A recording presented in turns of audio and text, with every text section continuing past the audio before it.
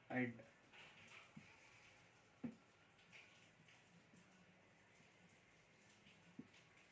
अब देखो पाई सिस्टम के जुड़ा हुआ बगल वाला जो कार्बन है उसे हम एलाइलिक पोजीशन कहते हैं।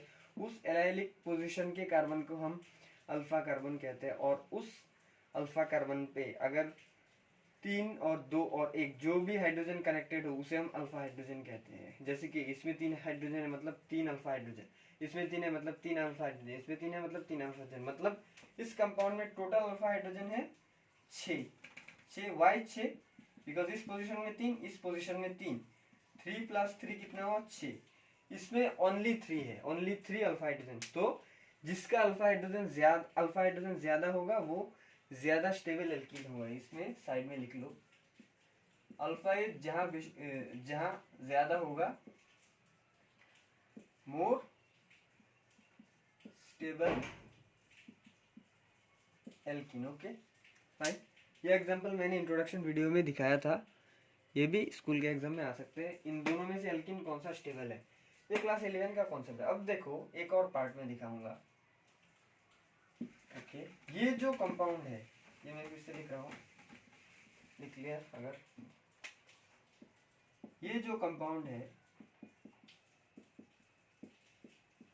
इसका 2 जियोमेट्रिक आइसोमर्स है। वाई अब देखो तुम लोगों को सिस ट्रांस तो पता ही होगा। सिस ट्रांस जियोमेट्रिक आइसोमर होने के लिए उस कंपाउंड में एक रेस्ट्रिक्टेड ग्रुप होना चाहिए। रेस्ट्रिक्टेड ग्रुप मतलब ये पाई बॉन्ड क्या करता है, उसे घूमने से रोटेट करने से प्रिवेंट करता है। अगर यहाँ सिंगल बॉन्ड होता, सिंगल बॉन्ड मतलब ये कार्बन दोनों आराम से घूम सकते हैं। पर अगर डबल बॉन्ड होते, अगर डबल बॉन्ड का स्ट्रक्चर ये है, दिस इज पाई बॉन्ड किया हुआ है, ये जो बॉन्ड किया है ना उसे घूमने से रोक रहे हैं। मतलब दिस इज रेस्ट्रिक्टेड ग्रुप।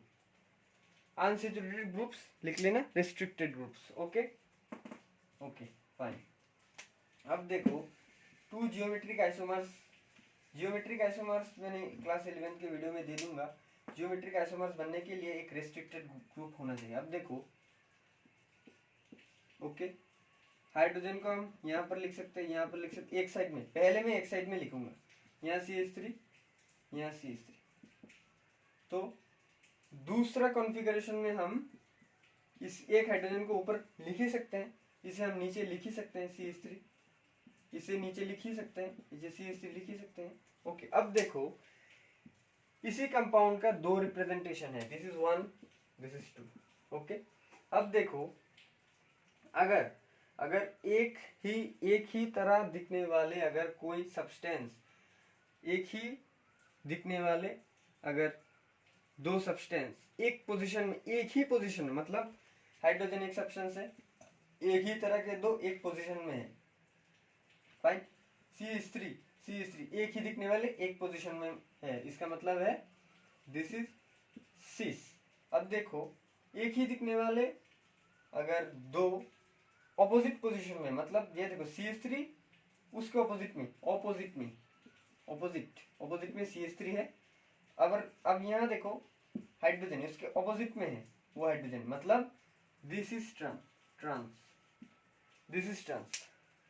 हम ऐसे भी ये फाइंड कर सकते हैं। तो दिस इज ट्रांस। ओके इसी कंपाउंड का this is cis form and this is trans form. Okay तो अगर इसका कोई क्लासिफिकेशन, इसका भी कोई क्लासिफिकेशन होता है तो this is more stable configuration. Stereochemistry में this is more stable configuration. तो ये बहुत स्टेबल है। ओके फाइन, समझ में आ गया। जियोमेट्रिक आइसोमरिज्म में क्लास 11 के जीओसी पार्ट में मैं जीओसी नहीं मतलब स्टीरियोकेमिस्ट्री के पार्ट में समझा दूंगा। जियोमेट्रिक आइसोमर बनने के लिए मैंने क्या, पहला पॉइंट है रेस्ट्रिक्टेड ग्रुप चाहिए। रेस्ट्रिक्टेड ग्रुप का मतलब पाई बॉन्ड चाहिए। पाई बॉन्ड क्या करता है, उस 2 एटम को और जो एलिमेंट है उसे घूमने से रेस्ट्रिक्ट करते हैं। Why? Because this are the clouds of the pi bond. Okay इसलिए ये कोई फ्लावर नहीं है, ये पाई बॉन्ड का रिप्रेजेंटेशन है। दिस इज पाई बॉन्ड का रिप्रेजेंटेशन, ये कोई फूल की तरह नहीं है। अगर ट्रिपल बॉन्ड होता तो यहाँ पर एक और फूल होता, एक और फूल की तरह रिप्रेजेंटेशन, फ्लावर टाइप। ओके यहाँ पर इलेक्ट्रॉन है और this is the nucleus. Okay तो इसका दो दो रिप्रेजेंटेशन है। मैंने क्या बोला, सिस क्या हो सकता है, अगर एक ही दिखने वाले सब्सटेंस, अगर उसकी तरह अगर उस और भी है, वो अगर सेम पोजीशन में, मतलब एक ही डायरेक्शन में दोनों एक साथ हो, मतलब this is one and this is one, दोनों एक ही पोजीशन में, मतलब दिस इज सिस। और अब देखो एक ही दिखने वाले दो कंपाउंड डिफरेंट पोजीशन में है, मतलब डिफरेंट का मतलब है ऑपोजिट पोजीशन में, तो दिस इज ट्रांस। अगर एक भी प्रेजेंट हुआ ना, जैसे कि suppose let's take another example. अगर एक रेस्ट्रिक्टेड ग्रुप है, यहाँ CH3, यहाँ हाइड्रोजन, यहाँ C2H5 और ओके, और यहाँ CH3। अब देखो हाइड्रोजन यहाँ पर नहीं है, मतलब अब देखो एक ही दिखने वाले दो कंपाउंड एक साइड में है, मतलब दिस इज सी। एक भी अगर प्रेजेंट हो, एक भी चीज अगर प्रेजेंट हो, हमें दिखाई दे, तो हम इसे जल्दी से आग बंद करके कॉन्फ़िगरेशन दे देंगे, दिस इज सिस। अगर अगर ये हटके यहाँ हाइड्रोजन और यहाँ CH3 होता, पर इसमें ये सिस नहीं हो सकता। व्हाई? बिकॉज सिस और ट्रांस होने के लिए ये जो एक दिखने वाले दो ग्रुप होते हैं ना, ये दो डिफरेंट कार्बन में स्प्रेड होना चाहिए, मतलब इसे हम क्या कहेंगे, जेमिनल पोजीशन। एक ही कार्बन में दो दिखने वाले सेम जो होते हैं ना, वो एक ही कार्बन है, मतलब दिस इज नॉट सिस। ये एक ही पोजीशन में है, पर इसका मतलब ये सिस क्यों नहीं है, बिकॉज एक ही कार्बन में दो प्रेजेंट है। इन्हें डिफरेंट कार्बन में प्रेजेंट होना चाहिए। डिफरेंट कार्बन मतलब बगल वाले कार्बन में। मैंने जो विसिनल का कॉन्सेप्ट दिया, एक को टारगेट करके उसके 2 नंबर के रेस्पेक्ट पे अगर वो सेम डायरेक्शन में प्रेजेंट हो, तो हम उसे सिस बोलेंगे। अगर ये CH3 यहाँ पर प्रेजेंट होता, एक को टारगेट करके 2 नंबर कार्बन पे, यहाँ पीछे से, ये सपोज दिस इज सामने से और दिस इज पीछे से, ऑपोजिट पोजीशन में एक को टारगेट करके 2 नंबर पोजीशन में सेम ही दिखने वाले दो कंपाउंड ऑपोजिट पोजीशन में, मतलब दिस इज ट्रांस। यहाँ पर हाइड्रोजन हुआ और यहाँ पर बेंजीन हुआ, इससे कोई फर्क नहीं पड़ता। पर अगर हमें एक निवाला मिल गया, मतलब this is the right concept और राइट रिप्रेजेंटेशन। ओके, तो समझ में आ गया ना हाइपर कंजुगेटिव हाइड्रोजन। अब देखो यहाँ पर दो प्रोडक्ट था। ओके, यहाँ पर दो प्रोडक्ट था। अब देखो मैंने हाइपर कंजुगेटिव हाइड्रोजन का कॉन्सेप्ट क्या समझाया था, पाई सिस्टम के रेस्पेक्ट में ये अल्फा पाई सिस्टम, ये अल्फा वो अल्फा नहीं है, ये अल्फा वो अल्फा नहीं है, ये हाइपर कंजुगेटिव हाइड्रोजन का सिंबल है। This is alpha and this is alpha, इसके रेस्पेक्ट में ये alpha and this is alpha. अब देखो यहाँ पर 3 हाइड्रोजन है, अल्फा हाइड्रोजन, यहाँ पर क्या है, यहाँ पर एक अल्फा हाइड्रोजन है, तो मतलब एक अल्फा हाइड्रोजन, मतलब टोटल इज 1 + 3 दिस इज 4। यहाँ पर टोटल 4 अल्फा हाइड्रोजन है। अब इस यहाँ देखो इस पोजीशन में 3 अल्फा हाइड्रोजन है, इस पोजीशन में 3, और इस पोजीशन में क्या है, इस पोजीशन में 2 अल्फा हाइड्रोजन है, मतलब 2। 3 + 3 + 2 मतलब कितना हुआ, 8। यहाँ 8 है और यहाँ 4 है, तो major product will be this, major product is this and minor product is this. हमने मार्कोनिको और एंटी मार्कोनिको प्रोडक्ट में हमने मेजर प्रोडक्ट और माइनर प्रोडक्ट देखना सीखे थे, कैसे, बाय इंडक्टिव इफेक्ट। अब इसमें थोड़ा और एक प्रोसेस से हमने मेजर प्रोडक्ट और माइनर प्रोडक्ट सीखने, कैसे सीखते हैं हमने देखा है। इसे हम GOC में यूज करते हैं। ये सिचुएशन के ऊपर डिपेंड करता है। अगर एल्केन का स्टेबिलिटी निकालना हो तो हम हाइपर कंजुगेटिव हाइड्रोजन से प्रूफ कर सकते हैं। Okay fine. अब ये देखो मेजर को हम इस यहाँ लिख लो, मेजर को हम सेडजिफ प्रोडक्ट बोलते हैं, सेडजिफ प्रोडक्ट, ये लिख लो सेडजिफ प्रोडक्ट। एंड माइनर को हम हॉफमैन प्रोडक्ट बोलते हैं, ये याद रखना। This is Hofmann, this is Saytzeff. Okay, this is Hofmann and this is Saytzeff. अब समझ में आ गया ना। Let's take an another example of E1 reaction, elimination 1 reaction. Okay okay,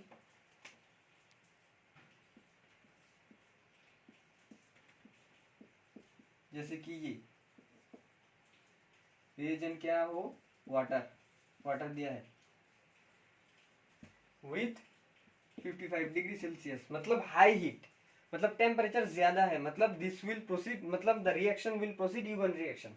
E1 हम कैसे समझे, because this is weak nucleophile, okay, weak nucleophile नहीं, weak base, this is also weak base और वीक न्यूक्लियोफाइल ऑल्सो। अब देखो यहां से Br हटेगा, हटने के बाद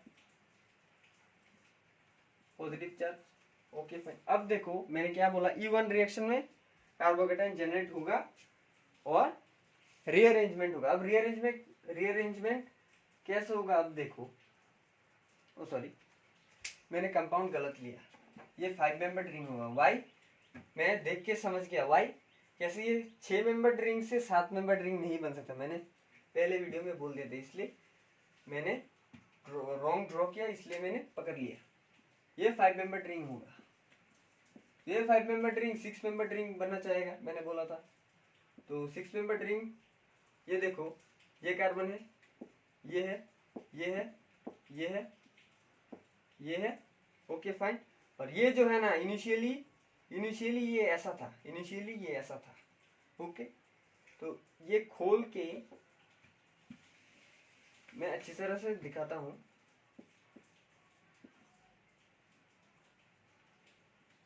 पॉजिटिव चार्ज, ओके। अब देखो ये खोल के अगर यहां पर चला गया, मतलब दिस इज सी,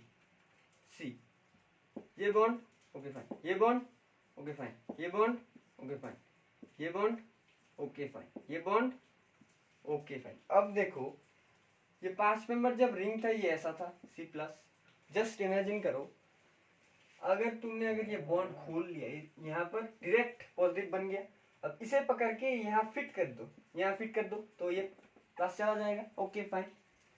तो ब्यूटीफुल रिप्रेजेंटेशन के लिए ये ऐसा है, ओके। अब जाके ये वाटर जाके अब क्या क्या करेगा, आप बोलो क्या करेगा, ये वाटर जाके यहाँ पर गिरेगा, वाई गिरेगा। अब देखो क्यों गिरेगा वाटर यहाँ पर क्यों गिरेगा, because this is alpha, this is beta and this is beta, okay. This is alpha, this is alpha, this is beta, okay. तो प्रोडक्ट विल बी 2। वाटर में से क्या निकलता है O-, तो हम O- का अटैक डायरेक्ट दिखा देंगे। तो सॉरी यहाँ पर अटैक नहीं होगा, यहाँ पर अटैक नहीं है, मैंने रॉन्ग बोला, यहाँ पर अटैक नहीं होगा। हाइड्रोजन है, ओके। O- जाके यहाँ से एक ले लेगा, तो बॉन्ड यहाँ पर गिरा देगा, तो this is one product. Another product क्या होगा, अनदर प्रोडक्ट होगा ये हाइड्रोजन लेके बॉन्ड यहाँ पर गिरा देगा, बॉन्ड यहाँ पर गिराने से यहाँ होगा डबल बॉन्ड। अब देखो ये बहुत सिमेट्रिकल कंपाउंड्स है, मतलब यहाँ माइनर प्रोडक्ट मेजर प्रोडक्ट हम ढूंढ नहीं सकते, ओके।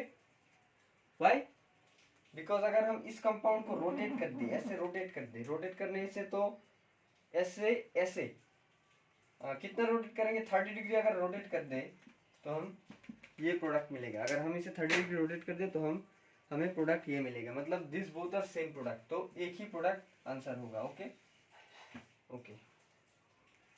समझ में आ गया ना E1 एलिमिनेशन, ओके फाइन। तो अब E2 क्या है, E2 समझने की बात है। जैसे कि ये लेट्स टेक एन एग्जांपल, जैसे कि ये 5 मेंबर्ड रिंग, ये है Br। एक चीज याद रखना, मैंने क्या बोला था, alkoxide strong base and strong nucleophile which are used in SN1 and SN2 and E2। तो अब देखो दो पॉसिबिलिटी, अगर हम इसको अगर टर्शियरी ब्यूटॉक्साइड के साथ अगर रिएक्शन करा दे और इसे हम नॉर्मल एल्कोक्साइड के साथ रिएक्शन करा दे, ओके, नॉर्मल एल्कोक्साइड के साथ रिएक्शन करा दे, this is tertiary butoxide, more poisonous in nature, and this is also more poisonous in nature.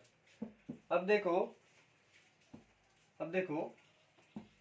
अगर ये बॉन्ड यहाँ पर गिरा, this will be positive charge and we all know that this is alpha carbon and alpha carbon के respect पे this is beta and this is beta, okay, this is beta and this is beta carbon, okay। तब देखो अब यहाँ पर hydrogen है, यहाँ पर हाइड्रोजन है, ओके फाइन। तब देखो यहाँ से हाइड्रोजन लेने के बाद बॉन्ड यहाँ पर एक प्रोडक्ट होगा, ये कैसे होगा मैंने मैकेनिज्म पहले ही दिखाया था। एक प्रोडक्ट होगा ये, इसका ही दूसरा प्रोडक्ट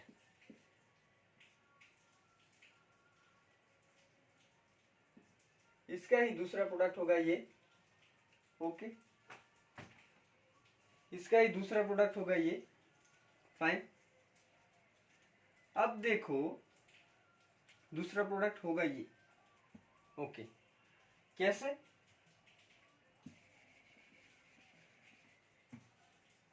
यहाँ पर ये E2 है, मतलब यहाँ पर कार्बोकेटाइन जनरेट नहीं हो सकता है, पर मैं हाइपोथेटिकली दिखाऊंगा। एक प्रोडक्ट हो सकता है ये, बाय फॉलोइंग दिस ये ले लेगा, और एक प्रोडक्ट हो सकता है ये बाय फॉलोइंग दिस।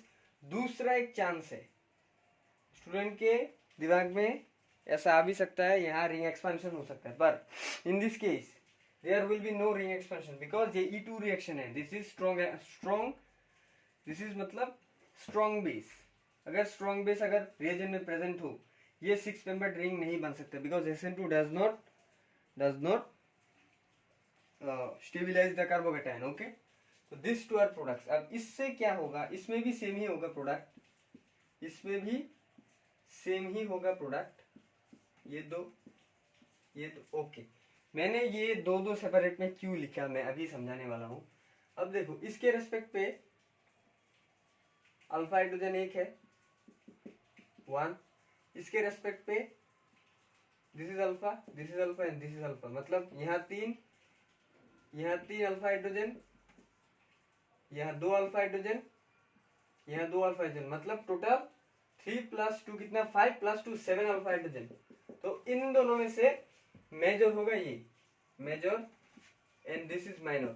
मतलब मेजर हमने क्या समझा था, this is Saytzeff and this is Hofmann product, okay.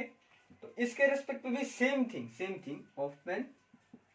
Hoffmann Saytzeff, major minor. अब मैंने इन दो रिएक्शन को ही क्यों मैंने एक साथ लिया। अब देखो अगर ये दो ही तो हम जानते हैं, ये 2 एल्कोक्साइड है, स्ट्रॉन्ग बेस। अब देखो this base is Balki base का मतलब बाल्कीनेस तो सब लोगों को पता ही होगा।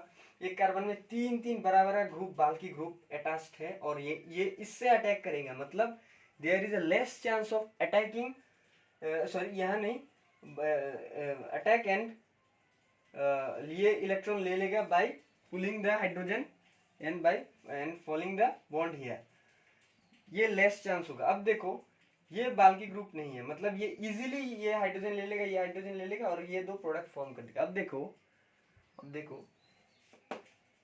एक चीज देखो, अगर ये बाल्की ग्रुप नहीं है, मतलब नॉर्मल एल्कोक्साइड, तो मेजर प्रोडक्ट, तो हम मेजर प्रोडक्ट को सेटजेफ बोलेंगे, मेजर प्रोडक्ट को हम सेटजेफ बोलेंगे, ओके।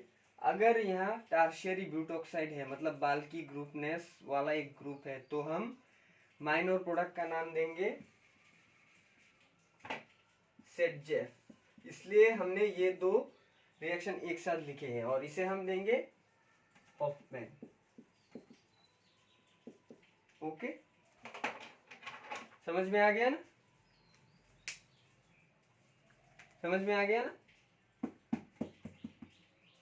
और इन अदर वर्ड्स देखो फिर से समझाऊंगा।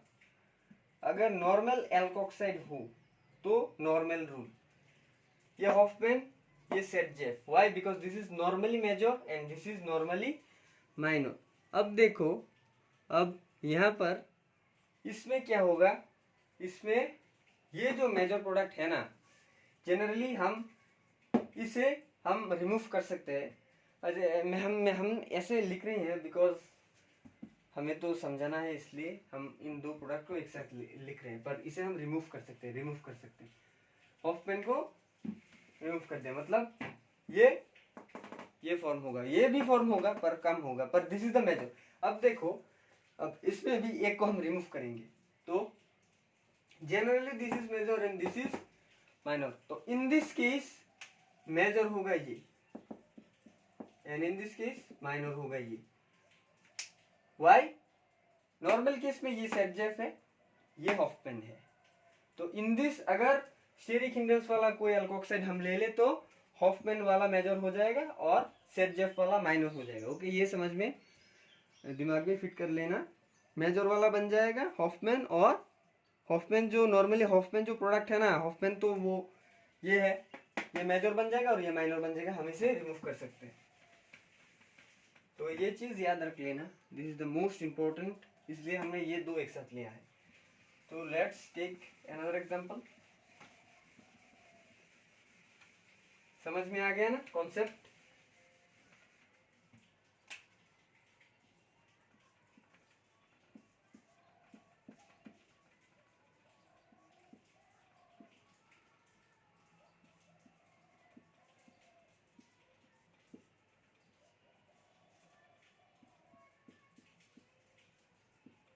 इसे देख के घबराना मत, this is for those who are preparing for JEE advance, JEE advance. अब देखो यहाँ पर क्वेश्चन है, E2 बोल दिया है,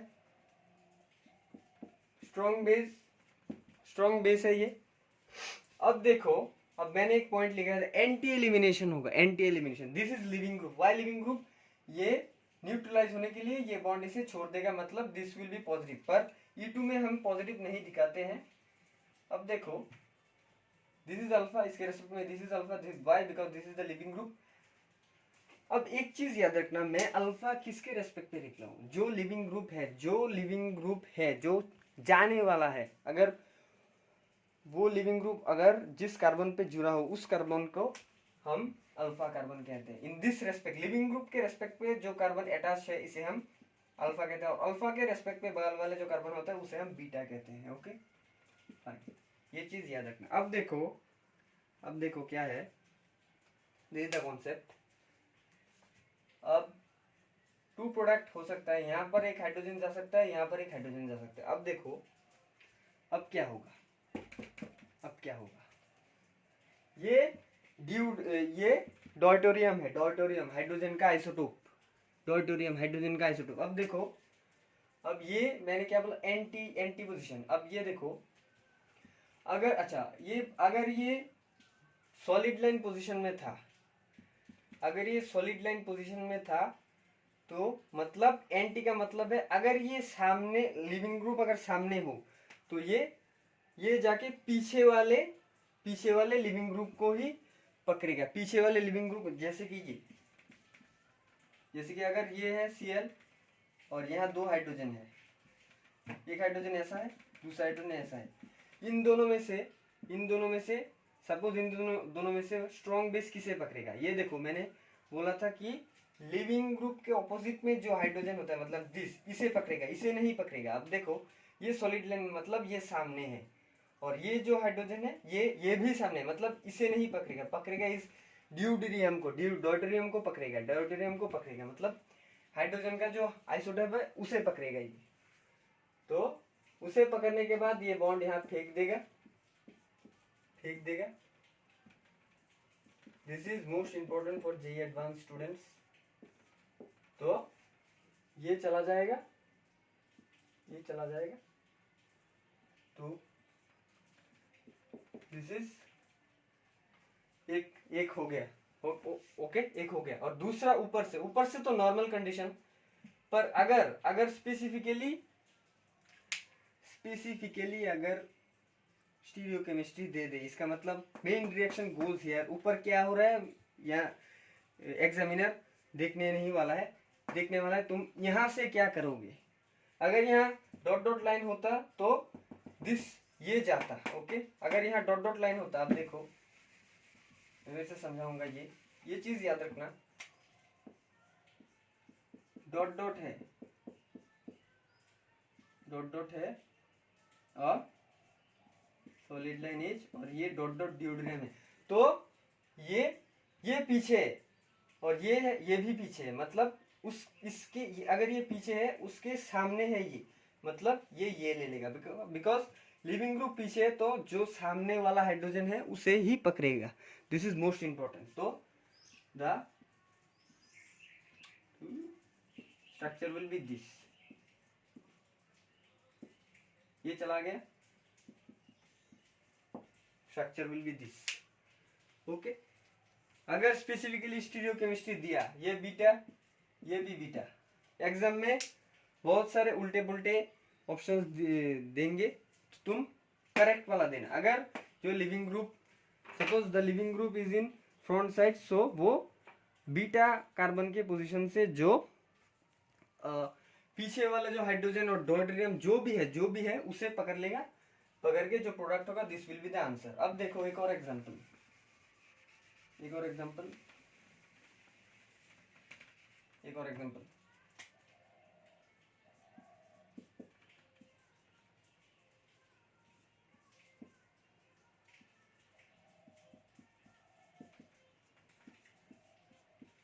मोस्ट इंपॉर्टेंट, यहाँ पर जैसे कि रिएजेंट चेंज करके यहाँ ये दिया है, this is alkoxide not alcohol. अब देखो ये लिविंग ग्रुप सामने है, तो मतलब पीछे वाला जो हाइड्रोजन होगा इसी तो पकड़ेगा ना।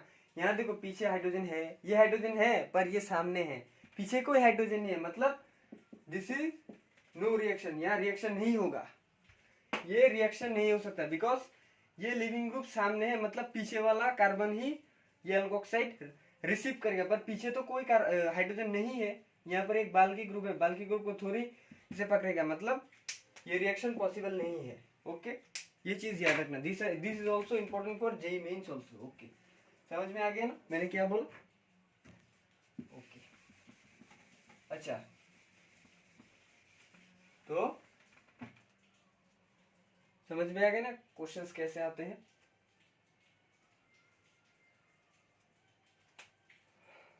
जैसे कि एक एग्जांपल और एक example,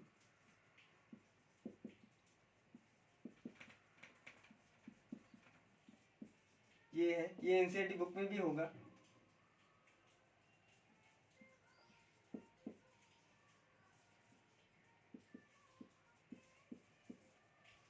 this is tertiary butoxide. Why, how, expand करके लिखो।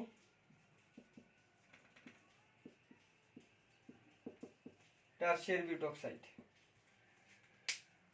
ये टर्शियरी ब्यूटॉक्साइड, इस कंपाउंड का नाम टर्शियरी ब्यूटॉक्साइड ही क्यों है ये मैं नोमेनक्लेचर में बता दूंगा। अब देखो एक कॉन्सेप्ट देखो, यहां पर टेम्परेचर नहीं है, मतलब ये SN क्या होगा, दिस इज स्ट्रॉन्ग न्यूक्लियोफाइल, मतलब SN2 होगा। ओके, मैं लिख रहा हूं SN2, तो ये जाएगा। ओके फाइन, ये चला गया हाइड्रोजन CH3 फाइन। ओके, तो ये पीछे से अटैक करेगा। ओके फाइन, पीछे से अटैक करेगा, तो पीछे से अटैक करने से इसका कॉन्फ़िगरेशन चेंज होगा। ओके फाइन, तो CH3 पीछे से, तो पीछे से अटैक करने से O ये फॉर्म होगा। Okay, this is wrong. Why wrong? मैंने तो अभी पढ़ाया था कि अगर टर्शियरी ब्यूटॉक्साइड हो ये SN2 और E2 हो सकता है, पर ये डिपेंड करेगा टेम्परेचर नहीं दिया, मतलब लो टेम्परेचर, तो SN2 होगा। पर this is exceptional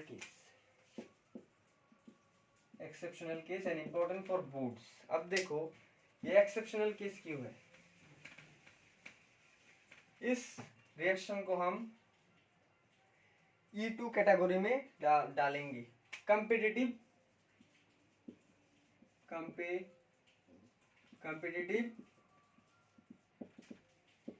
elimination reaction. This reaction, only this reaction is known as competitive elimination reaction. अब देखो why competitive elimination reaction, अब देखो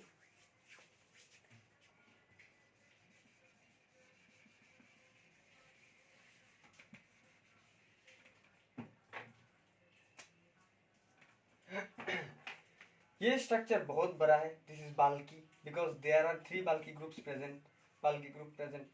अगर पीछे से जाके SN2, अगर ये SN2 होता, ये पीछे से जाके अटैक करना चाहता तो इतना बड़ा स्ट्रक्चर लेके वो पीछे से अटैक नहीं कर पाता। Why? Because there are also two bulky group. तो इतना बड़ा ग्रुप अगर यहाँ घुसने का अगर कोशिश करेगा तो इसमें स्टेरिक क्राउडिंग हो जाएगा, स्टेरिक क्राउडिंग हो जाएगा। स्टेरिक क्राउडिंग होने के होगा, इसलिए यहाँ बैक साइड अटैक SN2 नहीं हो सकता। पर अब देखो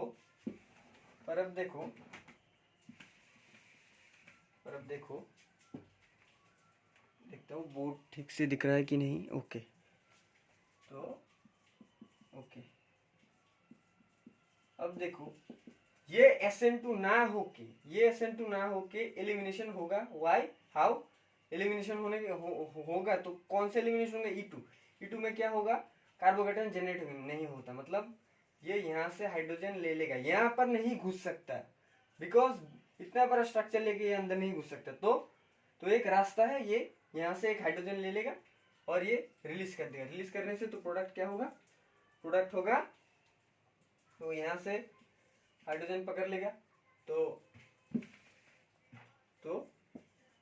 CH3 carbon double bond CH2, so this is the product. Okay, and byproduct is tertiary butanol,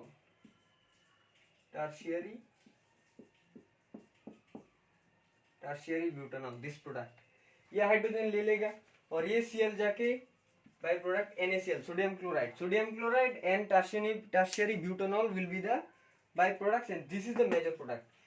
ये SN2 क्यों नहीं हुआ? मैंने बोला था ये इतना बड़ा स्ट्रक्चर लेके अंदर नहीं घुस सकता, बिकॉज द रीजन इज यह स्टेरिक हिंड्रेंस है। मैं ये लिखा रहा हूं, ये बोर्ड्स के लिए इंपॉर्टेंट है, ये मैं लैंग्वेज में लिखाऊंगा। The tertiary butoxide does not enter in the backside, because due to the presence of 2 CH3 groups in reactant। we know that हम जानते हैं, we know that CH3 group is a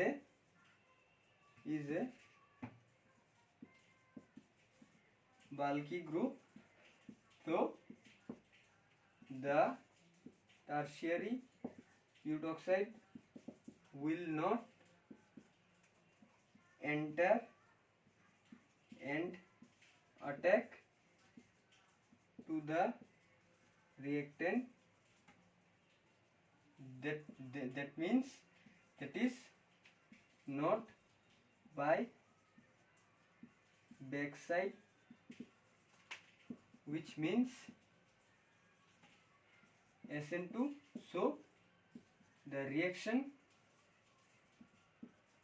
will occur by क्या? E2। why E2? because reagent has alkoxide। the tertiary butoxide does not enter in the backside because due to the presence of the 2 CH3 group in the reactant, we know that CH3 group is a bulky group, so the एक चीज लिख लो, the tertiary butoxide, एक चीज यहाँ लिख लो, the tertiary butoxide with its large size, with its large size contain 3 CH3 group will not enter and attack the reactant, that is not by backside, which means that this is which means SN2, so the reaction will occur by E2। okay, fine, this is important for boards, most important for boards, exam में आ ही गए, school के exam में ये आ ही गया, मतलब समझ ही लो, boards के exam में भी ये आ ही गया, समझ लो, हमारे समय भी और बहुत सारे ईयर में ये क्वेश्चन आया है, most important for boards for 3 marks with reaction होगा 1 मार्क का, मैकेनिज्म नहीं चाहेगा, रिएक्शन होगा 1 मार्क का और लिखने का होगा 2 मार्क का। रिप्रेजेंटेशन, ये अंदर ये क्यू अंदर नहीं जा पा रहा है बिकॉज ऑफ ये लिखा रहा हूं नहीं, because of steric STERIC steric hindrance. Steric hindrance का मतलब समझ में आ गया ना, यहाँ पर CH3 ग्रुप है, यहाँ पर CH3 ग्रुप, इतना बड़ा स्ट्रक्चर लेके ये थोड़ी अंदर घुसेगा, ये रिपल्शन करेगा, रिपल्शन अंदर घुसने में बाधा डालेगा। ओके फाइन, तो this is the concept, boards के लिए भी हमने देख लिया। ओके बेटा नाउ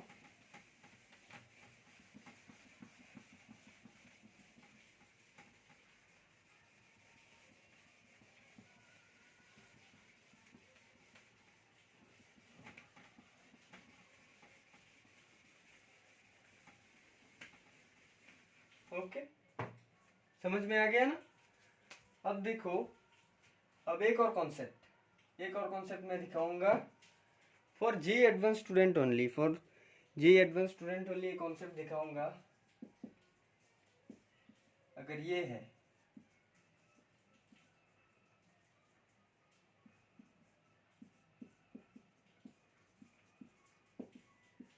अगर ये कंपाउंड है, ओके, अगर ये कंपाउंड है, इसके रेस्पेक्ट पे एक बेस है, base in presence of heat, तो इसका मतलब हमें समझ में आ ही गया होगा ये एलिमिनेशन है। Y elimination? बिकॉज हीट बोला, यहाँ बेस बोला, तो दिस इज E2 नहीं हो सकता, this is not E2, this is, इस रिएक्शन का नाम, इस टाइप को रिएक्शन को हम elimination 1CB, elimination conjugate base reaction. Okay, elimination conjugate base reaction, अगर हमें दिखे वो ये रिएक्शन एलिमिनेशन हो रहा है, पर अगर रिएक्टेंट के अंदर अगर ये इलेक्ट्रॉन विथड्रॉइंग ग्रुप, मतलब -I group, electron EWG, electron withdrawing group, सबको पता है, अगर इलेक्ट्रॉन विथड्रॉइंग ग्रुप हो तो ये ECB रिएक्शन, CB का मतलब है कंजुगेट बेस रिएक्शन देगा फॉर जेई एडवांस स्टूडेंट। अब देखो, बेस का नेगेटिव जाके इन दोनों हाइड्रो, इसके रेस्पेक्ट पे ये this is alpha and this is alpha and this is beta, this is beta, तो इन दोनों में से 2 प्रोडक्ट होगा, पर in this case ECB reaction में वो बीटा ही रिएक्शन करेगा जिस बीटा कार्बन पे एक इलेक्ट्रॉन विथड्रॉइंग ग्रुप है। यहाँ CN भी हो सकता है, CHO मतलब एल्डिहाइडिक ग्रुप भी हो सकता है, COOH कार्बोक्सिलिक एसिड भी हो सकता है, पर दिस में भी EWG electron withdrawing group, electron अपने अंदर खींचेगा। ओके, तो ये बेस जाके ये हाइड्रोजन ले लेगा और ये यहाँ पर डायरेक्ट नहीं गिराएगा, ये जहां जाके एक एनायन फॉर्म करेगा, एनायन, इस एनायन को स्टेबल करेगा ये हाइड्रोजन, ये Br, ये CH3, अब जाके ये गिराएगा और ये जाएगा। ओके फाइन, समझ में आ गया ना क्या हुआ? तो final product is CH3 double bond C, CH3 NO2, this is the product. अगर एग्जाम में अगर आया तो एग्जाम में देगा यहाँ Cl, यहाँ CHO, ओके, इसके साथ एक बेस देगा विथ हीट, एक बेस दे देगा विथ हीट, तो इसका प्रोडक्ट क्या होगा? तो कई लोग 2 प्रोडक्ट सोचेंगे, यहाँ से एक हाइड्रोजन ले लेगा, यहाँ से एक हाइड्रोजन, पर इन दिस केस अगर एक बीटा कार्बन पे अगर एक इलेक्ट्रॉन विथड्रॉइंग दिख जाए, मतलब ये इलेक्ट्रॉन एलिमिनेशन CB रिएक्शन है, तो एलिमिनेशन CB रिएक्शन का रूल है, उस बीटा कार्बन से उस हाइड्रोजन ही जाएगा जिस बीटा कार्बन पे अगर एक EWG ग्रुप है, मतलब this is beta carbon and this is alpha, this is beta, तो इसमें ही रिएक्शन प्रोसीड होगा। कैसे होगा? By anion, this is anion not carbocation, carbo anion, anion carbo anion, carbo anion not carbocation, carbocation C+ होता है, कार्बो anion C- होता है। ओके, तो this is the one category for JEE advance student. एक और कैटेगरी है elimination intramolecular, EI mechanism. EI मतलब intra, I means intra, वो जो SNI हमने पढ़ाया था ना, SNI, वो ऐसे ही EI जैसे कि एक एग्जांपल दिया हो, जैसे कि ये normal case, suppose positive,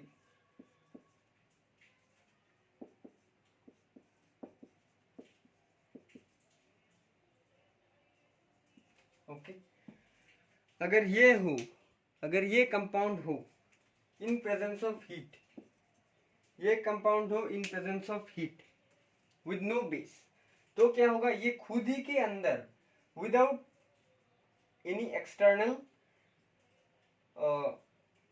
base, but there is one driving force. Driving force का मतलब कुछ करने के लिए हम थोड़ा फोर्स देंगे, मतलब ये जो होगा ना इसके खुद के अंदर इंट्रा में जो होगा वो थोड़ा एक ड्राइविंग फोर्स लगता है, वो एक छोटा सा हीट होगा। पर ये हीट क्यों होगा? बिकॉज दिस इज एलिमिनेशन, कोई भी एलिमिनेशन हुआ हीट मस्ट।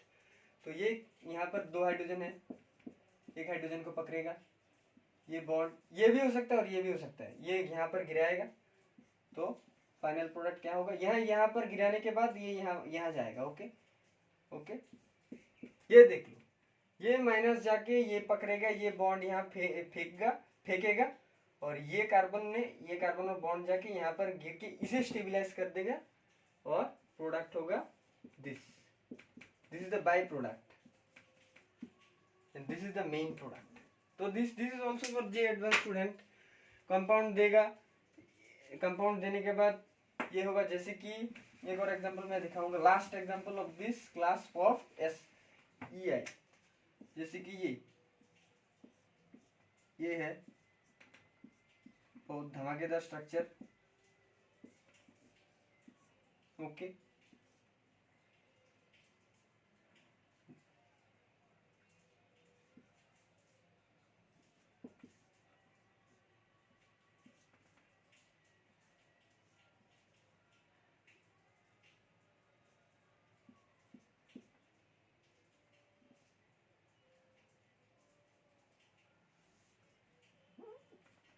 जैसे कि अगर ये स्ट्रक्चर दिया हो, स्ट्रक्चर देखने के बाद घबराना मत, यहाँ पर ओनली हीट दिया है।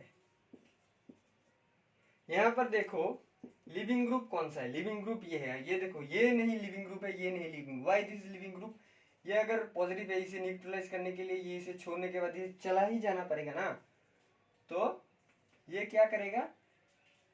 यहाँ पर कितना हाइड्रोजन है? 1, because the carbon already forms 3 bond, so ये जाके ये ले लेगा, ये जाके इसे फेंकेगा, और ये जाके न्यूट्रलाइज होने के लिए ये उसके ऊपर गिरेगा। तो ये देखो ड्राइविंग फोर्स। तो स्ट्रक्चर देखने के बाद घबराना मत, मेन पॉइंट देखो, सिस्टम का मेन पॉइंट देखो।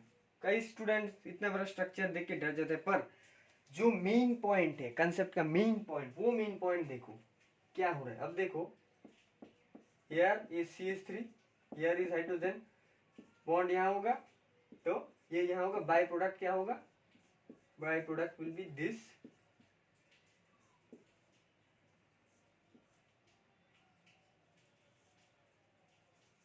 SH, this is the byproduct and this is the main product.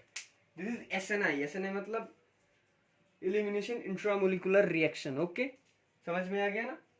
Fine, okay. अच्छा, मैंने तो SN2 का वो ट्रांजिशन स्टेट नहीं दिखाया था ना, ट्रांजिशन स्टेट मैंने नहीं दिखाया। अब देखो ट्रांजिशन स्टेट में अभी दिखाने वाला हूँ, थोड़े 2 मिनट रुक लो, 2 सेकंड रुक लो। हाँ, ओके, ट्रांजिशन स्टेट में दिखाने वाला हूँ। ट्रांजिशन स्टेट जैसे कि ये है, x, तो 20 नेगेटिव 8 है। तो ये क्या करेगा, this is alpha, this is beta, ये जाके एक हाइड्रोजन को ले लेगा। Okay fine. ट्रांजिशन स्टेट कैसे फॉर्म करेगा ये देखो, ये जो लेगा ना ये इसका opposite, suppose the x in solid line state मतलब सामने है और ये पीछे है, हाइड्रोजन इज इन पीछे, हाइड्रोजन इज इन पीछे। ओके अब देखो ये स्ट्रक्चर है तो CH2 ये भी स्ट्रक्चर है। अब देखो ये यहाँ पर गिरे, अब देखो ओके हाइड्रोजन ये बेस ले रहा है, ये बेस ले रहा है और ये X और ये बॉन्ड फॉर्म हो रहा है। अब देखो ये 5 बॉन्ड नहीं है, ये याद रखना, ये 5 बॉन्ड नहीं है। व्हाई? बिकॉज ये थोड़ा लूज हो रहा है, ये जा रहा है और ये फॉर्म हो रहा है। ओके इसे याद रखना। आफ्टर दैट ये फॉर्म होता है 10 to the power 6, 10 to the power 2 से 10 to the power 6 मैंने SN2 में पढ़ा दिया था। सेम इसका भी रेट एक ही स्टेप में, ये भी एक स्टेप में होता है। इस ट्रांजिशन स्टेप, इसे आइसोलेट हम नहीं कर सकते। ओके तो रेट डिटरमिनिंग स्टेप कार्बो E1 में पहला जो स्टेप था वो SN1 की ही तरह है, ये भी SN2 की तरह है। दिस इज RDS, मतलब क्या होगा, CH2 डबल बॉन्ड CH2, तो ये फॉर्म हो गया। Okay so this is the concept of this. Okay समझ में आ गया? This is the transition state. Transition state को हम आइसोलेट नहीं कर सकते बिकॉज ट्रांजिशन स्टेट फॉर्म ही होता है 10 to the power -2 10 to the power -6 के आर पार ट्रांजिशन स्टेट। ओके तो इंस्टेंट फॉर्म, इतना सेकंड फॉर्म होने के बाद ये डायरेक्टली ये फॉर्म है, मतलब हम कह सकते हैं इससे ये फॉर्म हुआ, मतलब इसे हम नेग्लिजिबल कर सकते हैं। इतना कम समय में फॉर्म होता है तो हम इसे नेग्लिजिबल करके इसे एक स्टेप में बोल सकते हैं, ये एक स्टेप में फॉर्म होगा, only in one step. The E1 will be in 2 step and E2 will occur in 1 step. So that much for today. So this is the 8th lecture। 9th lecture में मैं name reactions पढ़ाऊंगा, important 4 reactions, name reaction, Finkelstein स्वाज reaction, Williamson ether synthesis and last जो है स्कॉटनबाउमेन reaction. और जो पढ़ाने वाला हूँ डिहाइड्रेशन ऑफ अल्कोहल, जो E1 के पोर्शन में ही पढ़ता है, पर E1 जो है थोड़ा अलग है। E1 में भी एल्केन फॉर्म होता है, डिहाइड्रेशन में भी एल्केन फॉर्म होता है। तो I will study the dehydration of alkene in the next class. Okay.